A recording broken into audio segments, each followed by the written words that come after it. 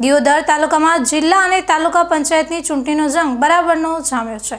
ત્યારે દિયોદરના ધારાસભ્ય કેશાજી ચૌહાણે પોતાના વતન મોજરૂ ગામમાં ગ્રામજનો સમક્ષ નતમસ્તક થઈ દંડવત પ્રણામ કરી પ્રચારના શ્રી ગણેશ કર્યા છે। ભાજપના ભવ્ય સંમેલન અને જંગી જાહેર સભામાં ધારાસભ્યએ વિકાસના કામોને આગળ ધરી મતદારો પાસે કેસરીઓ લહેરાવવા આહવાન કર્યું હતું।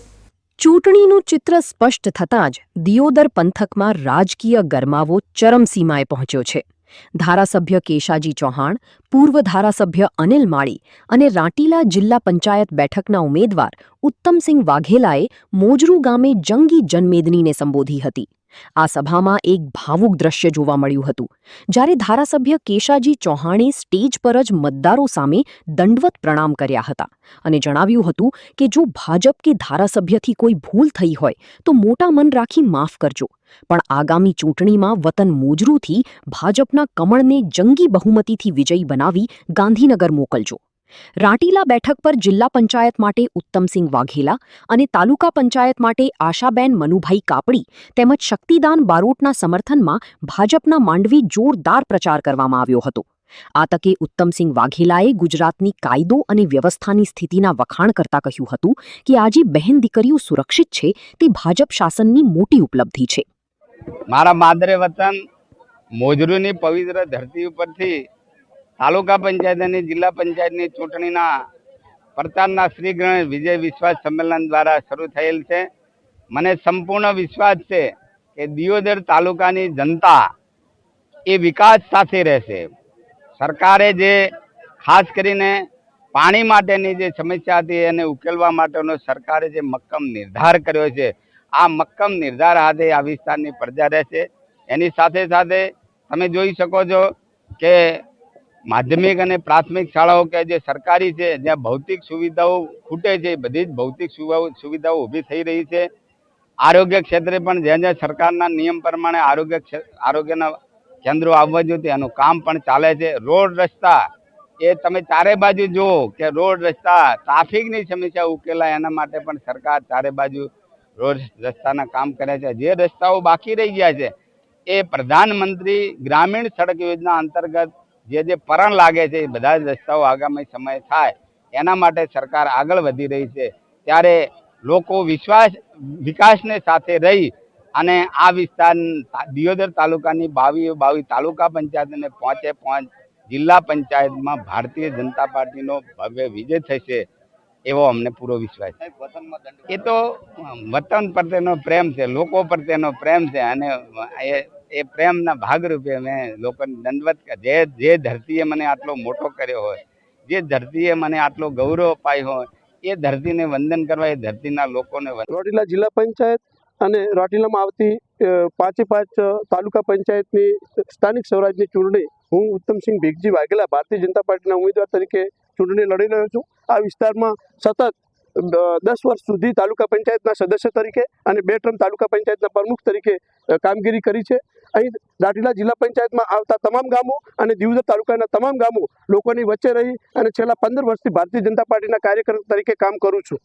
હંમેશા સુખ દુઃખમાં કોઈ પણ મોખા પ્રસંગમાં હંમેશા લોકોની વચ્ચે જઉં છું, લોકોની સાથે રહું છું અને કાયમી લોકો સાથે હળીમળી અને આ વિસ્તારની અંદર વિકાસના કાર્યો કર્યા છે, લોકોના સુખ દુઃખમાં સહભાગી બન્યો છું। મને વિશ્વાસ છે કે મારા ભારતીય જનતા પાર્ટીના સાથી કાર્યકરો, આ વિસ્તારની જનતા અને સૌ વડીલો, યુવાન મિત્રો મને આ વિસ્તારમાં જંગી બહુમતીથી જીતાડી અને જિલ્લા પંચાયતના ઉમેદવાર તરીકે ભારતીય જનતા પાર્ટીના કમળના બટન ઉપર દબાવી અને મને વિજય બનાવશે એવો મને સંપૂર્ણ અને પૂરેપૂરી ખાતરી છે। કયા એવા તાલુકા પ્રમુખ તરીકેના કામો અધૂરા છે જે જિલ્લા પંચાયત ચૂંટણી જીત્યા બાદ પૂરા? આ વિસ્તારની અંદર તાલુકા પંચાયતના પ્રમુખ તરીકે 2 ટર્મ અને 10 વર્ષ તાલુકા પંચાયત સદસ્ય તરીકે કામ કર્યું છે। એટલે ભારતીય જનતા પાર્ટીની ભૂપેન્દ્રભાઈ પટેલની સરકારે આ વિસ્તારની અંદર અને નરેન્દ્રભાઈ મોદી સાહેબની દેશના વડાપ્રધાન તરીકે આ વિસ્તારની અંદર ઘણા બધા વિકાસના કાર્યો કર્યા છે। આ વિસ્તારની અંદર એવું ના કહી શકાય કે કોઈ પણ વિકાસનું કાર્ય અધૂરું રહ્યું હોય, પરંતુ તમે જોઈ શકો છો શાળાના ઓરડા હોય, પંચાયતના મકાનો હોય, આંગણવાડી કેન્દ્રો હોય અને આ વિસ્તારના રોડ અને રસ્તાનો કામો હોય, છતાં પણ આ વિસ્તારની અંદર એક સિંચાઈ માટે ખૂબ જ પાણીની જરૂરિયાત હતી। એના માટે ધારાસભ્ય શ્રી કેશાજી ચૌહાણ સાહેબની રજૂઆત ગુજરાતની સરકારે અને નરેન્દ્રભાઈ મોદીએ સાંભળી અને આ વિસ્તારની અંદર સિંચાઈ માટે 1000 કરોડના ખર્ચે પાઇપલાઇન નું કામ થઈ રહ્યું છે જે તમારી સામે છે, અને આ વિસ્તારની અંદર તળાવ ઊંડા કરવાના કામો પણ થઈ રહ્યા છે, જે ટૂંક સમય 1 વર્ષની અંદર આ વિસ્તારની અંદર તળાવો ભરાશે અને આ વિસ્તારના અંદર ખેડૂતો અને પશુપાલકો માટે ખૂબ જ મહત્વનું કામ છે. એના માટે અમે સૌ સાથે રહીને કામ કરીશું. ગુજરાતની અંદર આપ જાણો છો કે દેશ અને દુનિયાની અંદર સૌથી સુરક્ષાની વ્યવસ્થા હોય તો આદરણીય નરેન્દ્રભાઈ મોદીની સરકાર જ્યારે ગુજરાતના મુખ્યમંત્રી 2002માં આપણા વડાપ્રધાન નરેન્દ્રભાઈ મુખ્યમંત્રી હતા ત્યારથી આ વિસ્તારની અંદર સુરક્ષા માટે તમે જોઈ શકતા હતા કે આ વિસ્તારની અંદર આવતા દાડે કોંગ્રેસની સરકારે કર્ફ્યુ લગાવતી હતી અને કાયદો અને વ્યવસ્થાની કોઈ ઠેકાણા ન હતા. છેલ્લા 25 વર્ષથી આપ જોઈ શકો છો કે આ વિસ્તારની અંદર લોકો સુરક્ષિત છે.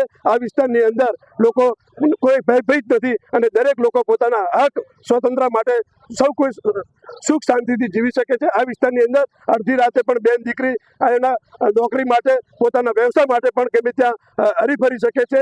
એવી આ વિસ્તારની અંદર પોલીસ તંત્ર અને ગૃહ ખાતે આ વિસ્તારની અંદર સુરક્ષા પૂરી પાડી છે. એવા વહિયત આક્ષેપો અને સરકાર ઉપર ખોટી રીતે ખૂબ મોટા અવાજથી ભાષણો કરી અને વહિયત આક્ષેપ કરવા એ ખરેખર ગેરવ્યાજબી છે.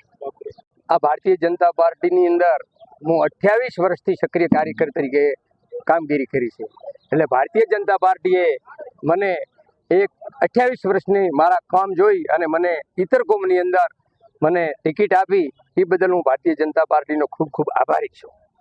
વત્તા રાટીલા અને મકડાલા બંને ગામોની પ્રજા ઉપર મને એટલો બધો વિશ્વાસ ને ભરોસો છે કે મેં 25 વર્ષ મારા રોટીલા ગામ અને મકડાલા ગામની અંદર હું જ્યારે વર્ધીની ગાડી ચલાવતો હતો ત્યારે એક ઘર દવાખાનું, કોઈને લોહીની બોટલ હોય, કોઈને પૈસાની જરૂર હોય, કોઈ પણ તકલીફની અંદર એક ઘરે જઈ અને મેં સેવા આપેલી છે.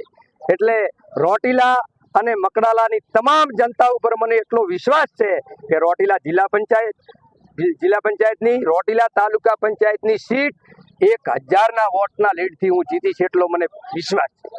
મને જે ભાજપ સરકારે જે ટિકિટ આપી છે તાલુકા પંચાયતની મુજરૂ જૂના, મુજરૂ સેશન અને સેશન જૂના અને સેશન નવા, તો હું ખાતરી આપું છું કે બહુમતીથી હું ભાજપ સરકારને જીતાડીશ. અને